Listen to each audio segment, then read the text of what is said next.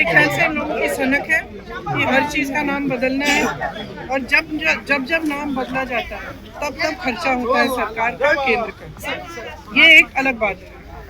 ये योजना महात्मा गांधी जी के नाम पर है। महात्मा गांधी जी हमारे राष्ट्रपिता हैं, उनका अपमान नहीं होना चाहिए। तीसरी और सबसे ज़रूरी बात, नाम बदलने से ज़्यादा ज़रूरी ये बात है कि जो अधिकार इसी सदन में सबकी सहमति से जब वो कानून बना, तो यहाँ एक भी राजनीतिक दल नहीं था जिसने सहमति नहीं दी। तो सबकी सहमति से ये कानून बना कि रोजगार का 100 दिन का अधिकार जो सबसे गरीब जन है इस देश का, उसको मिलना चाहिए। अब इन्होंने बहुत चालाकी की है, क्योंकि ऊपर से ऐसे दिखता है कि सिर्फ नाम बदल रहे हैं और 100 से 125 दिन को बढ़ा रहे हैं इसे। लेकिन इसको अगर ठीक तरह से पढ़ा जाए तो इसमें 2-3 ऐसे विषय हैं जिनसे ये एकदम ये योजना कमजोर, क्या ये खत्म हो सकती है। और मैं आपको समझाती हूँ कि ये क्या है ये विषय। सबसे पहला कि इन्होंने 100 से 125 दिन की बात की है, लेकिन कमाई को बढ़ाने की कोई बात नहीं की है। आज अगर आप किसी भी प्रदेश में जाएंगे, आपको पता चलेगा कि जो मनरेगा का बकाया अभी मिला नहीं है। तो जहाँ जाएंगे मजदूर यही कहते हैं कि अभी हमें पैसा नहीं मिला है। तो आप उतना पैसा नहीं दे पाए हो। केंद्र पहले 90% केंद्र की जिम्मेदारी होती थी कि केंद्र पैसे देगा। आज उन्होंने इस विधेयक से ये चाहते हैं कि वो कम हो जाए।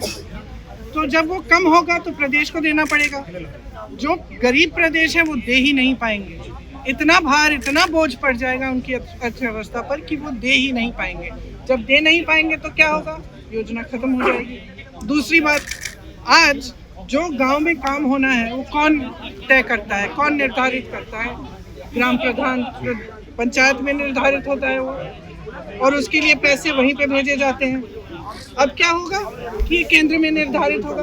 अरे केंद्र में यहाँ पे दिल्ली में बैठे हुए इन लोगों को क्या पता कि आपको कौन सा कुआं चाहिए, आपको कौन सी दीवार बनानी है, आपको किस चीज़ की मरम्मत करनी है, नहीं पता चलेगा। और इससे क्या होगा कि जो अधिकार आपने पंचायतों को दिया था, पंचायती राज द्वारा जो 73वां जो कानून था, संशोधन था, उसके तहत जो आपने अधिकार दिया था वो भी खत्म हो जाएगा। इसका मतलब है कि आप केंद्र में आप सारी सत्ता चाहते हो, आप ये निर्णय लेना चाहते हो कि कितना पैसा किसको कब भेजेंगे, किस काम में जाएगा, आप ये निर्धारित यहाँ केंद्र में करना चाहते हो।